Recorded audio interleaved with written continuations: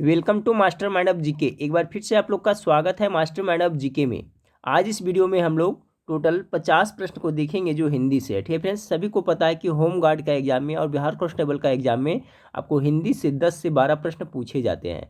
तो हिंदी को नज़रअंदाज ना करते हैं फ्रेंड्स, आप लोग हिंदी का भी प्रैक्टिस सेट करते रहें। हिंदी में कोशिश करें कि 10 में से 10 आपका सही हो। तो चलिए फ्रेंड्स, वीडियो शुरू करने से पहले एक रिक्वेस्ट है कि चैनल को अभी तक सब्सक्राइब नहीं किया है तो चैनल को सब्सक्राइब कर बेल आइकन को जरूर दबा दीजिएगा। मेरी आवाज़ थोड़ी भारी लग रही है फ्रेंड्स, क्योंकि कल बहुत ज़्यादा ठंड में बाइक चलाने से मेरी तबीयत थोड़ा ख़राब हो गई, इसलिए दिन में एक्स्ट्रा वीडियो मैं आप लोग को पब्लिश नहीं कर पाया। ठीक है फ्रेंड्स, लेकिन फिर भी कोशिश कर रहा हूँ फ्रेंड्स कि आप लोग का एग्जाम नज़दीक है तो मैं आपको सिलेबस के अनुसार वीडियो प्रोवाइड करता रहूँ। ठीक है फ्रेंड्स, वीडियो अच्छा लगे तो लाइक कर दीजिएगा। चलिए फटाफट देख लेते हैं हिंदी से 50 महत्वपूर्ण सवाल को।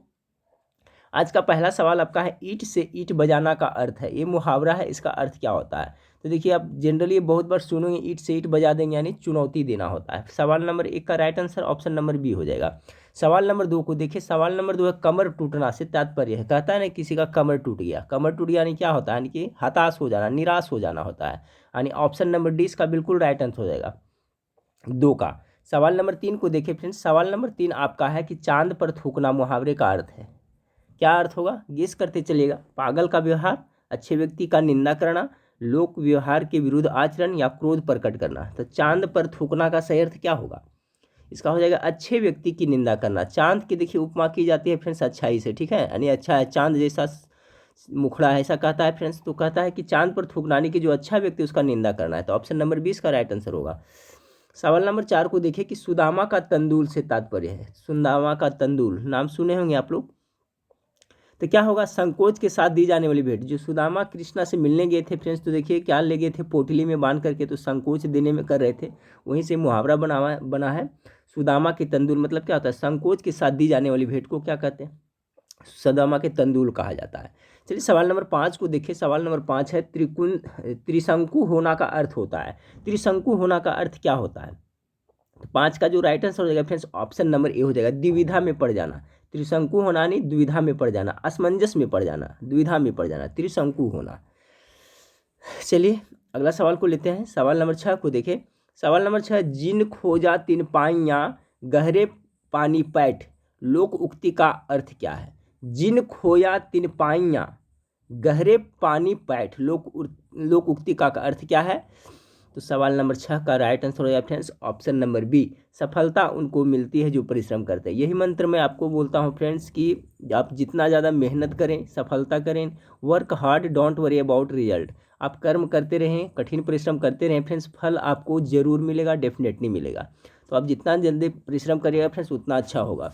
और देखिए बहुत सारे स्टूडेंट कमेंट करते हैं कि आप जो बता रहे हैं उसी से आएगा प्रश्न। तो देखिए फ्रेंड्स, मैं बार बार कहता हूँ कि जीके जीएस और जो भी है उसका क्षेत्र बहुत बड़ा है। मैं जो बता रहा हूँ उससे तो प्रश्न आएगा ही आएगा, लेकिन सिलेबस इतना बड़ा है कि आपको पढ़ना अधिक है, मेहनत अधिक करना है। जितना ज़्यादा से ज़्यादा प्रैक्टिस करें और ज़्यादा से ज़्यादा पढ़ाई करें फ्रेंड्स, तभी आपको क्वेश्चन पकड़ाएगा। और मैं वादा करता हूँ फ्रेंड्स, पढ़ते रहिएगा तो एक दिन आपको ऐसा लेवल बनेगा कि कोई भी प्रैक्टिस सेट मारिएगा तो 100 में उसमें 80-85 आराम से मारिएगा। लेकिन उसके लिए आपको कंटिन्यू मेहनत करती रहनी पड़ेगी और अमल करना होगा, तभी होगा। तो यहाँ पर क्या था फ्रेंड्स, जिन खोया तिन पाइयाँ गहरे पानी पैठ, लोक उक्ति का अर्थ क्या होता है? तो सफलता उनको मिलती है जो परिश्रम करते हैं। अगला सवाल देखते हैं। सवाल नंबर 7 को देखें। घी का लड्डू टेढ़ा भला, लोक उक्ति का अर्थ है। घी का लड्डू टेढ़ा भला, लोक उक्ति का अर्थ क्या होगा? तो गेस करें फ्रेंड्स। ए में दिया है, घी का हर सामान स्वादिष्ट होता है, लड्डू सदैव स्वादिष्ट होता है, बढ़िया माल से तैयार की गई वस्तु सदैव अच्छी होती है, कान की वस्तु कुरूप होने पर भी ठीक होती है। तो क्या होगा फ्रेंड्स? इसका राइट आंसर हो जाएगा आपका ऑप्शन नंबर डी। अच्छा मुहावरा है, घी का लड्डू टेढ़ा भला, यानी कि कान की वस्तु कुरूप होने पर भी ठीक होती है। इसका सही अर्थ यही हो जाएगा। सवाल नंबर 8 में देखिए। भूस में आग लगा जामलो दूर खड़ी से तात्पर्य है। और ये देखिए वीडियो है जो आपका बिहार कांस्टेबल है, उसमें हिंदी पूछा जाएगा फ्रेंड्स, जो 14 मार्च की किस्मत उनके लिए भी महत्वपूर्ण है, तो सभी देखते रहें। इसके बाद देखिए जीडी का एग्जाम होता है फ्रेंड्स, उसमें भी हिंदी से पूछा जाता है। तो देखिए पढ़ाई कभी बेकार नहीं होती फ्रेंड्स, आप लोग पढ़ते रहें, कहाँ पर माइंड में आपका सेट रहेगा और एग्जाम दीजिएगा फ्रेंड्स, वहाँ पर से आ जाएगी आपको। तो भूस में आग लगा जमालो दूर खड़ी से तात्पर्य क्या है? तो सवाल नंबर 8 का राइट आंसर हो जाएगा फ्रेंड्स ऑप्शन नंबर ए, कलह का बीज बोकर तटस्थ रहना। कलह का बीज होकर क्या करना? तटस्थ रहना। चलिए सवाल नंबर 8 हो गया फ्रेंड्स। सवाल नंबर 9 बहुत ही फेमस है। चोरे चोर मौसेरी भाई का अर्थ क्या होता है? चोरों की माताओं का स्वभाव एक सा होता है, सब चोर एक समान होते हैं, एक पैसे वाले आपस में नाता जोड़ लेते हैं, चोरों की रिश्तेदारी का क्या भरोसा। तो क्या होगा फ्रेंड्स? जो चोर होते हैं चोर से जाकर के सट जाते हैं, नाता जोड़ लेते हैं, ठीक है, यानी ऑप्शन नंबर सी, चोरे चोर मौसेरी भाई का अर्थ होता है एक पैसे वाले आपस में नाता जोड़ ही लेते हैं। अगला सवाल देखिए फ्रेंड्स, 10 नंबर, कांटों से काटा निकालना का उपयुक्त अर्थ क्या है? बहुत अच्छा मुहावरा है। कांटों से कांटा निकालना का उपयुक्त अर्थ क्या है? तो कांटे से कांटा यानी लोहा का लोहा काटता है, जैसे को तैसा, टिट फॉर टैट। आज रखिए बेटा, टिट फॉर टैट, जैसे को तैसा। तो कांटे से कांटा निकालना का अर्थ हो जाएगा जैसे के साथ तैसा व्यवहार। 10 का right answer option number A हो जाएगा। सवाल नंबर 11 को देखें। सवाल नंबर 11 आपका है कि पंडित और प्रवीणन को जोई चित हरय, पंडित और प्रवीणन को जोई चित हरय सो कवितत कहावय, उक्ति किस कवि की है? ये उक्ति पूछा जा रहा है किस कवि की है? तो सवाल नंबर जो आपका 11 है इसका ठाकुर का है, ठीक है, किसका? ये ठाकुर का है। चलिए सवाल नंबर 12 को देखें। प्रथम विदेशी हिंदी साहित्य इतिहास लेखक कौन थे? प्रथम विदेशी जो विदेशी थे और हिंदी साहित्य इतिहास लेखक कौन थे? तो सवाल नंबर 12 का राइट आंसर हो जाएगा आपका गारसा द तानसी, ठीक है। प्रथम विदेशी हिंदी साहित्य इतिहास लेखक कौन थे? तो गारसा द तानसी थे। अगला सवाल को लेते हैं। अगला सवाल है हिंदी साहित्य के इतिहास के प्रथम भारतीय लेखक कौन थे? अच्छा सवाल है। तो हिंदी साहित्य के इतिहास के जो प्रथम भारतीय लेखक, भारतीय पूछा जा रहा है, तो सवाल नंबर 13 का राइट आंसर हो जाएगा आपका शिव सिंह सेंगर हो जाएगा, ठीक है। ऑप्शन नंबर सी इसका बिल्कुल राइट आंसर है। शिव सिंह सेंगर हैं जो हिंदी साहित्य के इतिहास के प्रथम भारतीय लेखक हैं। अगला सवाल को देखें। अगला सवाल 14 नंबर सवाल को देखें कि हिंदी के आदिकाल को सिद्ध सामंत काल संज्ञा देने वाले थे। हिंदी के आदिकाल को सिद्ध सामंत काल संज्ञा देने वाले कौन थे? सवाल नंबर 14 का जो राइट आंसर हो जाएगा फ्रेंड्स ऑप्शन नंबर ए हो जाएगा, राहुल सांकृत्यायन। कौन? राहुल सांकृत्यायन है जो दिए थे। चलिए अगला सवाल को देते हैं। अगला सवाल है आपका फ्रेंड्स कि हिंदी के पहले कवि कहलाते हैं। बहुत अच्छा सवाल है।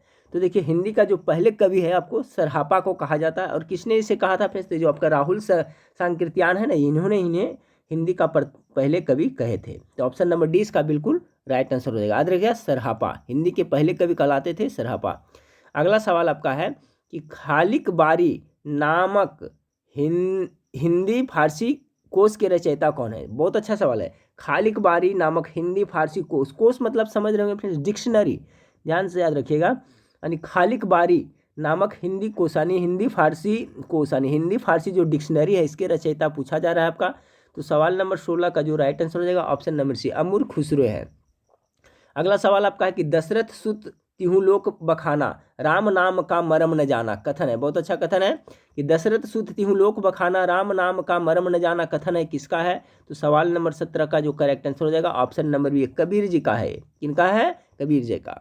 अगला है भूषण बिन न विराजी है कविता वनिता मित्र कथन है, किसका है कथन है?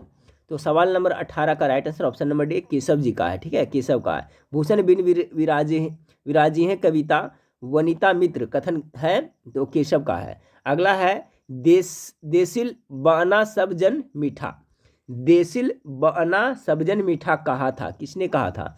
19 का जो राइट आंसर हो जाएगा ऑप्शन नंबर विद्यापति ने कहा था। देसिल बना सब जन मीठा विद्यापति ने। सवाल नंबर 20 को देखें। संशय की एक रात के रचयिता कौन है? 20 नंबर जो आपका सवाल है इसका जो करेक्ट आंसर हो जाएगा ऑप्शन नंबर बी हो जाएगा, नरेश मेहता है।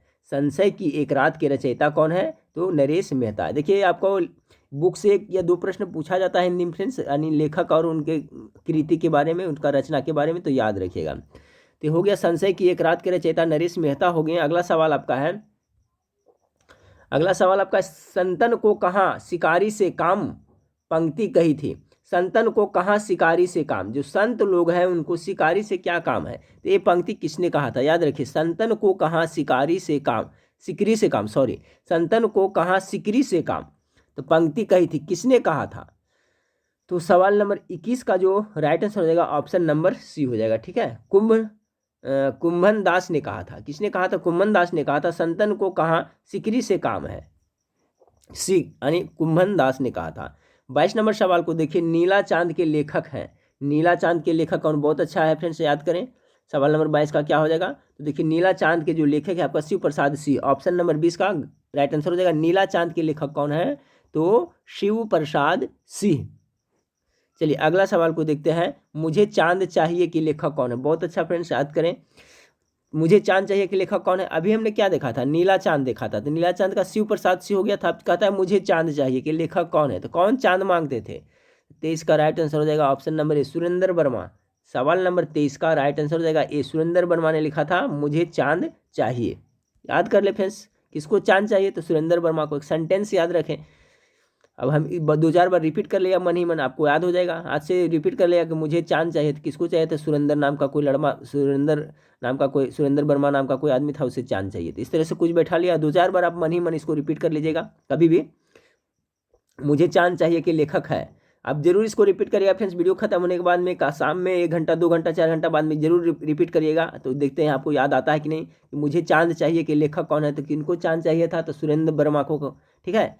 चलिए सवाल नंबर 14 को बहुत इंपॉर्टेंट है, हो सकता है सवाल आपको पूछ दिया जाए। हिंदी को राजभाषा के रूप में स्वीकृत किया गया था। कब किया गया था? तो 14 सितंबर 1949 ईस्वी को। इसलिए 14 सितंबर को हिंदी दिवस मनाया जाता है। ये भी याद रखिएगा फ्रेंड्स, ये तो जरूर पूछा जा सकता है। हिंदी को राजभाषा का रूप में स्वीकृत किया गया था 14 सितंबर 1949 को, इसलिए प्रत्येक वर्ष 14 सितंबर को हिंदी दिवस मनाया जाता है। अगला सवाल आपका है फ्रेंड्स कि अष्टयाम के रचयिता कौन है?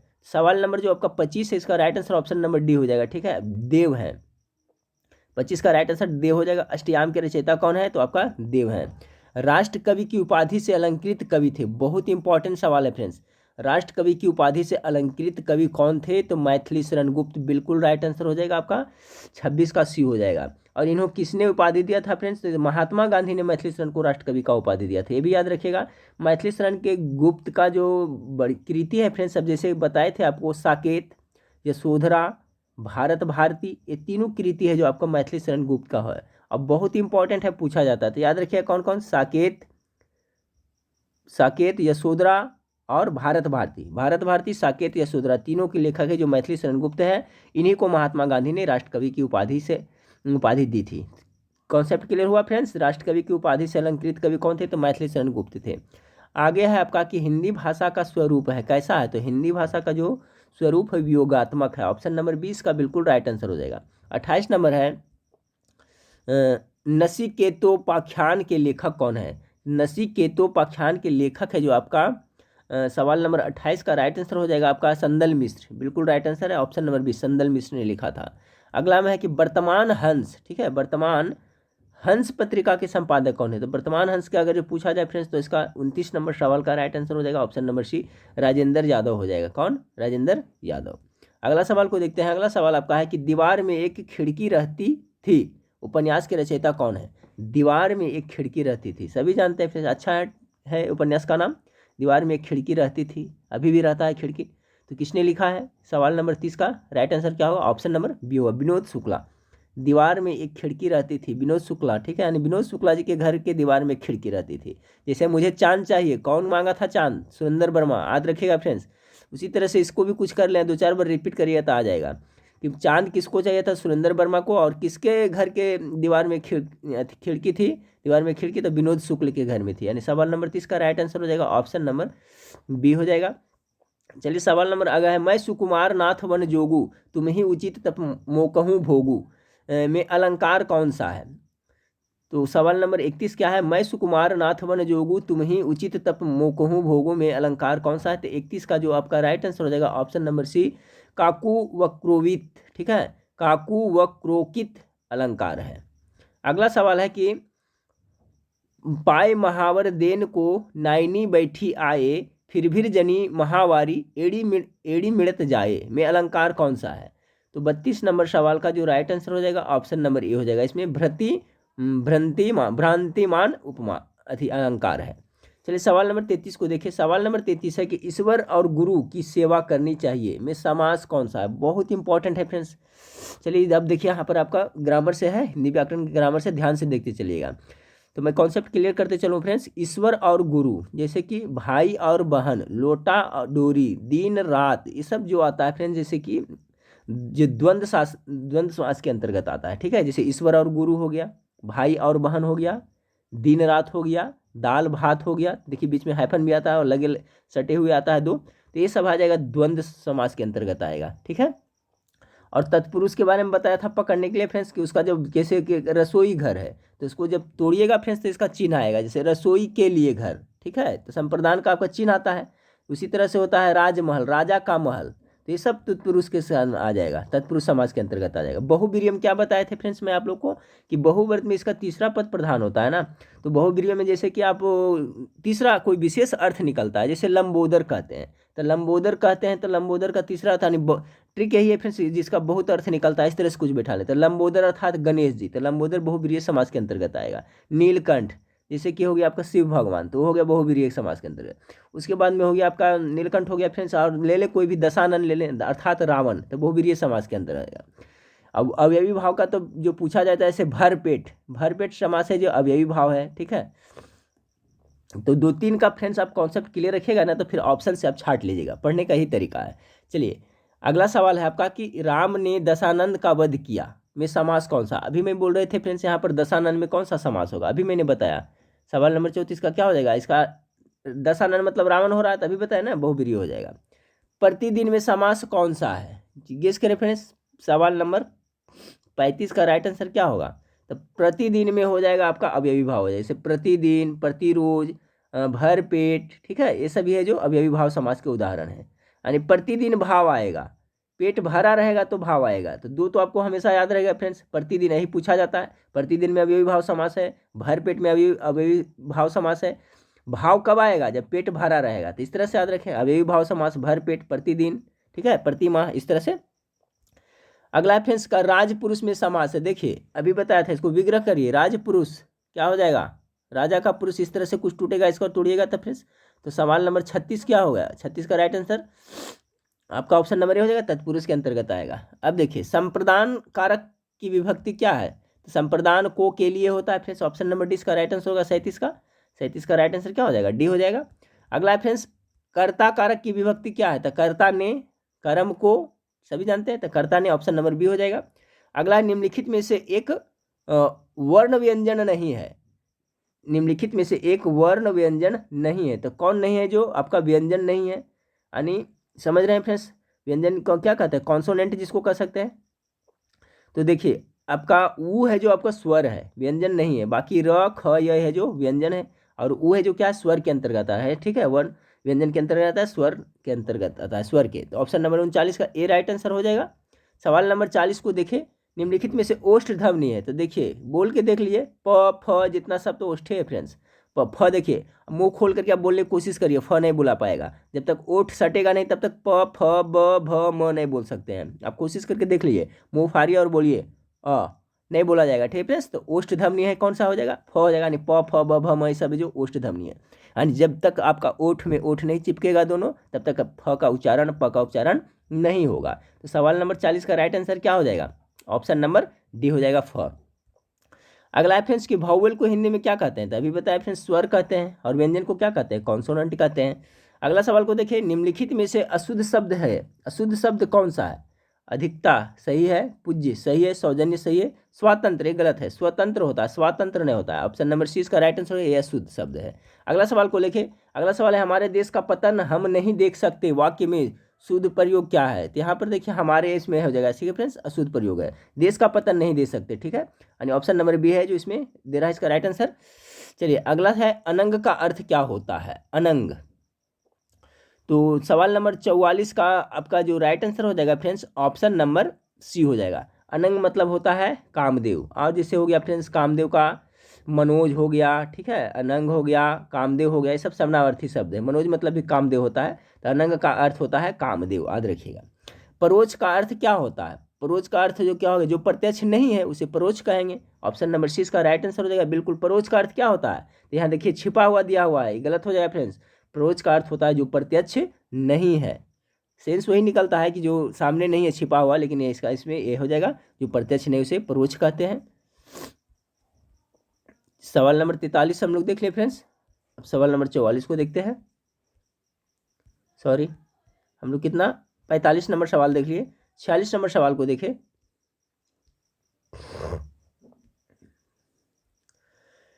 कह रहा है फ्रेंड्स कि अर्जुन का पर्यायवाची शब्द नहीं है। तो देखिए गांडवधारी यानी धनुषधारी तो आपको अर्जुन कहा जाता है, अर्जुन को धनंजय भी कहा जाता है, पार्थ भी कहा जाता है, क्योंकि कृष्ण भगवान है जो हमेशा अर्जुन को पार्थ करके ही पुकारते थे। इसका राइट आंसर होगा केशव। केशव है जो इसका पर्यायवाची शब्द नहीं है। केशव मतलब होता है परमेश्वर होता है, ब्रह्मा होता है, विष्णु होता है, याद रखिएगा, ठीक है। तो अर्जुन का पर्यायवाची शब्द आपका केशव नहीं होगा, क्योंकि केशव का मतलब परमेश्वर होता है, ब्रह्मा होता है, विष्णु होता है। जबकि ये याद रखिए गांडीवधारी धनंजय पार्थ है जो अर्जुन का है। सवाल नंबर 47 को देखिए फ्रेंड्स। सवाल नंबर 47 आपका है कि महात्मा बुद्ध करुण के साक्षात क्या थे। तो हो जाएगा इसका विग्रह हो गया। विग्रह मतलब होता है अंश भाग टुकड़ा होता है। तो महात्मा बुद्ध करुणा के साक्षात विग्रह थे, यानी कि टुकड़ा थे, अंग थे। तो ऑप्शन नंबर है जो 47 का ए है जो बिल्कुल राइट आंसर हो जाएगा। 48 का क्या है फ्रेंड्स आपका देख लें। 48 का कह रहा है कि मित्र के चुनाव की खाली स्थान पर जीवन की सफलता निर्भर है। पूर्ति के लिए सही शब्द है। तो मित्र के चुनाव की यहाँ पर खाली क्या स्थान पर क्या बनेगा, पर जीवन की सफलता निर्भर है, मित्र के चुनाव की। तो इसका जो आपका राइट आंसर हो जाएगा फ्रेंड्स आपका ऑप्शन नंबर बी हो जाएगा, मित्र के चुनाव की उपयुक्तता, ठीक है, उपयुक्तता। ऑप्शन नंबर 20 का राइट आंसर हो जाएगा। सवाल नंबर 49 को देखें। सवाल नंबर 49 आपका है कि वह कला जिसे हाथ से किया जाए कहलाती। इसको जरूर याद रखिएगा फ्रेंड्स, बहुत इंपॉर्टेंट सवाल है। जैसे कि जंगल में लगने वाले आग को क्या कहा जाता है, तो दावा नल कहा जाता था। आपको ये प्रश्न आया था फ्रेंड्स, फॉरेस्ट गार्ड या बिहार पुलिस ड्राइवर में आया था शायद मेरे ख्याल से, दावा नल ये आया था। जिस तरह से जंगल में लगने वाला आपको दावा नल कहते हैं फ्रेंड्स, उस तरह से ये भी बहुत इंपॉर्टेंट है। तो वह कला जिसे हाथ से किया जाता है उसको दस्तककारी कहा जाता है। माइंड में फिट कर लें, दस्तककारी कहा जाता है। वह कला जिसे हाथ से किया जाता है उसे दस्तककारी कहा जाता है। चलिए इस वीडियो का लास्ट सवाल को देखते हैं फ्रेंड्स।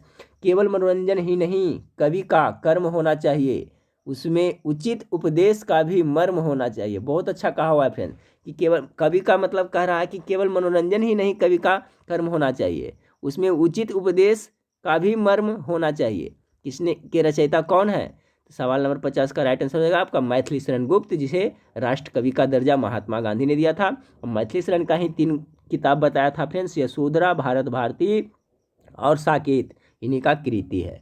ठीक फ्रेंड्स, तो देखिए मेरी तबीयत खराब रहने की वजह से फ्रेंड्स आज आपको मैं घर पर ही था और ज़्यादा वीडियो प्रोवाइड नहीं करा पाया।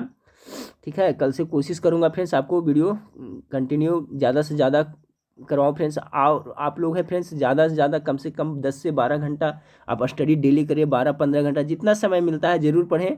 हर एक क्षेत्र को पढ़ें, जो आसान जीके है उसको भी पढ़िए, जो हार्ड है वो भी पढ़िए। जहाँ से सोर्स मिलता है, यूट्यूब से मिलता है, वेबसाइट से मिलता है, जहाँ से मिलता है पूरा रगड़ कर पढ़िए। यानी कहने का मतलब है पूरा मतलब कमर तोड़ के पढ़िए। ठीक है फ्रेंड्स, तभी सफलता मिलेगी। बाकी सवाल क्या आएगा नहीं आएगा फ्रेंड्स वो तो मैं भी नहीं जानता हूँ, आप भी नहीं जानते हैं। हाँ, लेकिन इतना कर्म पे भरोसा रखें फ्रेंड्स कि जब ज़्यादा सिलेबस पढ़े रहिएगा, ज़्यादा कवर करके रहिए, तो सवाल कहाँ से पूछेगा। मैं कोशिश करूंगा 4 दिन में फ्रेंड्स आपको मास्टर वीडियो जिसमें 200 प्रश्न सभी विषय का करके दूं, इतिहास का, भूगोल का, नागरिक शास्त्र का। इस तरह से थोड़ा क्वेश्चन टाइप करने में बहुत मेहनत लग जाती है फ्रेंड्स, फिर भी मैं आप लोग को प्रोवाइड जरूर कराऊंगा। ठीक फ्रेंड्स, तो पुनः रिक्वेस्ट है कि चैनल को भी सब्सक्राइब नहीं किया तो चैनल को सब्सक्राइब कर बेल आइकन को दबा लीजिएगा। नेक्स्ट वीडियो में फिर मिलता है, देखने के लिए थैंक यू, धन्यवाद।